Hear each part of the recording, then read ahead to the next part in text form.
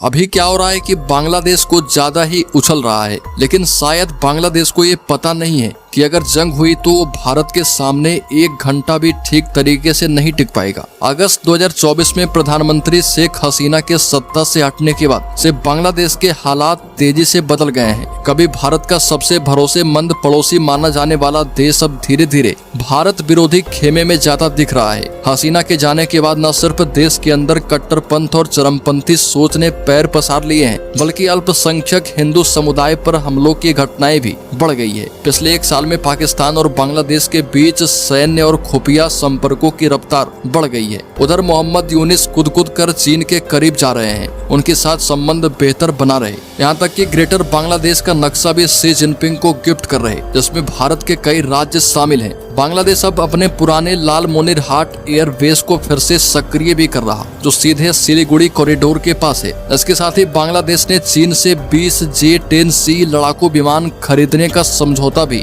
लगभग तय कर लिया है। तुर्की और पाकिस्तान के साथ भी रक्षा साझेदारी कर रहा है, यानी पूरी तरह से बांग्लादेश अब एंटी इंडिया एक्सिस बन चुका है। चीन, पाकिस्तान और बांग्लादेश अब रणनीतिक रूप से एक दूसरे के साथ हैं और भारत को सीधी चुनौती दे रहे हैं। हालांकि बांग्लादेश जितना उछल रहा है वो भारत के सामने एक घंटे भी नहीं टिक पाएगा। यह कोई खाली नारेबाजी नहीं, बल्कि भारत की एक चेतावनी है। ढाका की हालिया चालें, पाकिस्तानी और चीनी सैन्य खुफिया नजदीकियां, सिलीगुड़ी कॉरिडोर के पास एयरबेस की सक्रियता और ग्रेटर बांग्लादेश जैसे नक्शे पेश करना, इससे स्पष्ट संकेत है कि कोई जानबूझकर माहौल बिगाड़ने की कोशिश कर रहा है। हालांकि भारत इसे कभी सहन नहीं करेगा। भारत की राष्ट्रीय हित और रणनीतिक गहराई पर कोई हाथ उठाने की हिम्मत करेगा तो उसे तेज, निर्णायक और कूटनीतिक सैन्य मिश्रित जवाब देना भारत जानता है। ये मुकाबला केवल शस्त्रों का नहीं, कूटनीतिक, आर्थिक विकल्प और क्षेत्रीय संपर्कों से भी तय होगा। बांग्लादेश अगर ज्यादा बड़ा खिलाड़ी बनने की कोशिश करता है तो उसे उसका तात्कालिक और स्पष्ट परिणाम भी जरूर मिलेगा।